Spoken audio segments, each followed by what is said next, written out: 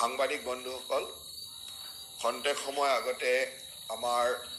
আজিৰ কেবিনেট শেষ হ'ল আৰু কেবিনেটত কেইটামান গুৰুত্বপূৰ্ণ সিদ্ধান্ত লোৱা হৈছে। আপোনালোকে জানে যে আমি প্ৰতিযোগিতাৰ মনোভাৱ ছাত্ৰসকলৰ মাজত যাতে সুন্দৰভাৱে হয় সেই দিশ আগত ৰাখিয়ে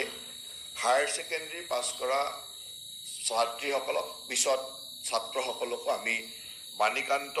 কাকতি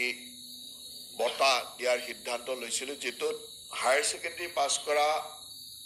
60% পায়, অৰ্থাৎ ফাৰ্ষ্ট ডিভিজন পাই পাছ কৰা প্ৰতিগৰাকী ছাত্ৰীক একোখনকৈ স্কুটি আৰু 75 and above পাৰ্চেণ্টেজ পাই পাছ কৰা ছাত্ৰসকলকো এই স্কুটি দিয়াৰ কথা আমাৰ চৰকাৰে ঘোষণা কৰিছিল। আৰু সেই মৰ্মে আজি এই বছৰৰ হায়াৰ ছেকেণ্ডেৰী পাছ কৰা 40,735 গৰাকী ছাত্ৰী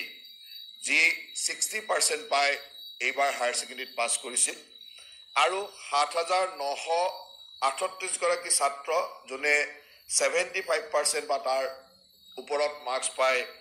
হায়াৰ ছেকেণ্ডেৰী পাছ কৰিছিল, তেখেতসকলক বাণীকান্ত কাকতি বঁটা দিয়াৰ কাৰণে টোটেল 48,673 গৰাকী ছাত্ৰ ছাত্ৰীক এই বঁটা দিয়াৰ কাৰণে বা স্কুটি দিয়াৰ কাৰণে আজিৰ কেবিনেটে অনুমোদন দিয়ে।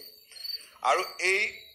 স্কুটি প্ৰদানৰ কাৰণে ৰাজ্য চৰকাৰে 345,74,02,038 টকা টোটেল খৰচ হ'ব। তাৰমানে প্ৰায়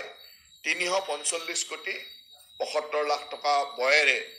এই ছাত্ৰ ছাত্ৰী 48,673 গৰাকী ছাত্ৰ ছাত্ৰীক স্কুটি প্ৰদান কৰা হ'ব আৰু এইটো আজিৰ কেবিনেটে অনুমোদন দিয়ে। 48,673 48,673